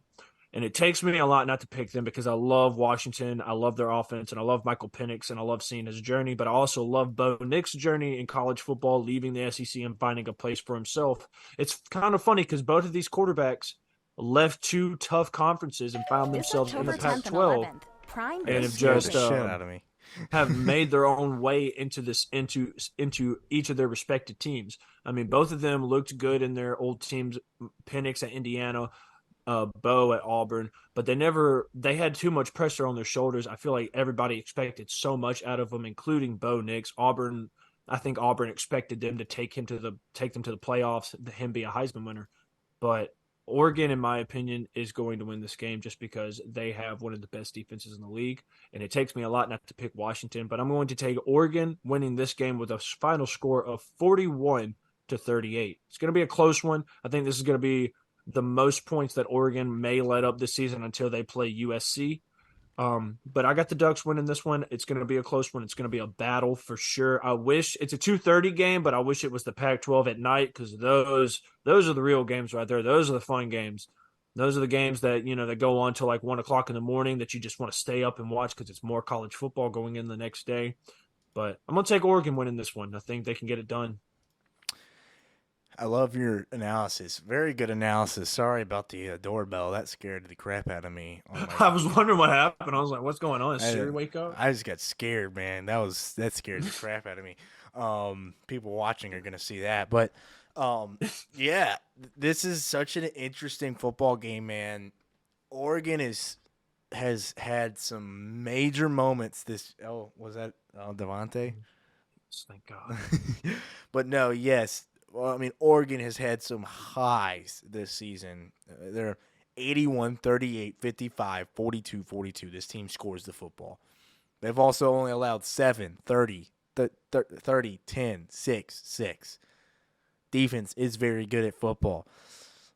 I love what I'm seeing from Bo Nix. Very smart football, clean football. He's running the ball still. Not running it like we kind of seen him before in the past. He's standing in the pocket and ripping the football. I think he leads. I don't want to, because it's college football, so like all these stats are kind of swayed. There's some quarterbacks that play at freaking, South Dakota State that are going to be putting up crazy numbers too. But when it comes to Power 5, I believe I saw on ESPN he is leading the country in completion percentage at 80%. He's so efficient. He's efficient, dude. But that's one thing, as you said, he's not running the ball a lot. But when he does run the ball, that's like something that he has in his back pocket. Because you're not going to expect, like, if he's standing in the pocket the majority of the game, you're not going to keep a QB spy on him. You're not going to just rush through. You're not going to rush 4 if you want to. I mean, you probably are, but you're not going to just rush 4 or rush 5 unless you want to put pressure. Yep. Hey, but if he gets out of the pocket. I was right. Number 1. I thought I saw that right. What's his completion percentage? Technically, .804, so 80.4%. I mean, when you throw screenplays a lot, I mean, you got to complete a screen, right? Yeah, he's 131 of 163, so he's only missed 32 passes on the season. Good insane. Lord, that's insane. That's pretty crazy. That's pretty crazy, man. Dude, this quarterback matchup is about to be deadly. It's gonna be very, very fun to watch, man. Love to see that. They're running the ball very well. Offense for Oregon is really, really good, but my Washington Huskies, I've been on this team for a while. They pass the ball, and they pass it better than any team in the country. Michael Penix Jr., number 1 in passing yards in the country. Let's see. I don't want to make sure about that one. I'm pretty sure he's number 1 in the country. Wait. Attempts? No, that's yards. Is it Shador? Might be Shador. I think it is. It may be Shador. But, like, when you're the most sacked quarterback in college football, you kind of have to throw the ball a lot. He is at 20 passing yards. And Michael Penix at 2, Jaden Daniel at 3. Carson Beckett quietly at 4 there. He can sling the rock. He can sling the rock, man. He can sling the rock. But, this team, very good at football. Michael Penix Jr. is having an unbelievable football season. We knew how good he is and could be, and he is just doing it time and time again. Was it Devontae? It was Josh Jacobs. Oh, really? Yeah. I win. Number 1 in fantasy. We're not going to. I've already won, dude. Like Jordan Love had that bomb, and then Devontae Adams is finally getting the ball. I won, but this solidifies it. There's no doubt now. Dude, they're double teaming Devontae Adams. Like they're giving him that Calvin Johnson treatment. Yeah, that's a good decision. That's a really good decision. But no, like I was saying, Washington, unbelievable at football. They cannot be stopped offensively, it feels like. Only team I do feel like in the Pac-12 that has a defense to do it is Oregon. That's why this kind of feels like the offenses are both elite, but offensively for Washington versus defensively for Oregon, that is the matchup of a lifetime. Like we said last week, like you said, Red River Rivalry might have been the game of the year. This game right here might top it somehow, and I wouldn't be surprised. It will. I think it can find a way to, just because of it's the quarterback play right now, dude. I mean, it's two Heisman contending quarterbacks playing against each other. So I can see if this game becomes game of the year. I can totally see it happening. Yep. It's got it written all over it. Another one of these massive matchups in conference. Like we talked about, these receivers are freaking ridiculous. They got 3 guys, that had hit the century mark in one game, 100 receiving yards. It's ridiculous. A 600-yard receiver, a 500-yard receiver, a 300-yard receiver, and a 200-yard receiver. Oh, their top 2 wide receivers will go over 1,000 yards before and then the end of they the have season. 2 tight ends over 100 yards already. So, oh my God, yeah, they just feed everybody the ball. Yeah, they really do. They really do. A tight end has 4 tuds. Their top receivers both have 4 tuds, and another receiver has 3 tuds. So, I mean, they just throw the ball around. They have 1 receiver. What is this? Cuevas has 3 receptions on the year for 145. His receptions per receptions, he's getting 50 yards of reception, bro. Good Lord. catches. 50 yards of reception. That's crazy, bro. What the heck? This guy. You got to be playing against some bums on the outside if you're averaging 50 yards of reception. Oh my Lord. That's pretty. You're making like cornerback coaches just want to retire. That's over. Like, what's the point of coaching? Oh man, but yes, this is insanity. This game is like, I love college football for these games exactly. 7 versus 8. Who is the best team in the Pac-12? We find that out this weekend. When it comes to my pick, ESPN believes Oregon wins this game. Vegas believes Washington wins this game. Oh, it's Vegas. CDM. Oh, speaking of, look at the commercial that's coming up, dude. Oh, jeez. That's a great sign. That's jeez. Oh, can't wait. Number 8 versus number 7. But, number 8 being Oregon, number 7 being Washington. Hey, like I said, Vegas picks Washington. ESPN picks Oregon. CDM picks Oregon. Nate Dogg picks Washington. I'm sticking with the Huskies here. Listen, I've been on them all season. W, baby. W. Go O's. Go Ducks. Go Ducks. Hey, I'm telling you, man. I've been on them before the season. They have done nothing to prove me wrong. The defense isn't as good as I thought it was but this offense is literally ridiculous, like I thought it could be. Just in love with this team, with what they can do. Can they win this game? Can they win the big game against a very, very good Oregon team? I love Oregon. I'm gonna be rooting for Washington because I picked them, but there's still a part of me that if Oregon were to win, I'm not even gonna be sad because I'm getting to watch this amazing football game. And that's the same way for me. Like, if Washington wins this, I'm not going to be mad. I'm going to be like, oh, okay, well, we know who the best team is. Probably going to be a little excited as well. I mean, honestly, this is going to be a game. This is going to be one of the best games of the year. I hope both quarterbacks ball out. I hope we get a high scoring game. I hope we get like 40-40 going into the final minute, and we just have to see somebody. We have to see a Heisman moment from one of these quarterbacks. And yes, that was going to be one bold prediction for me. We're going to see one Heisman moment at the end of this game. I don't know who, but I do believe it might be Michael Penix Jr. I got Washington 31-27, baby. Ooh, that's a close one. Yep. That is a close one. Well, sir, I think that would wrap up our game picks for the week. Yes, sir.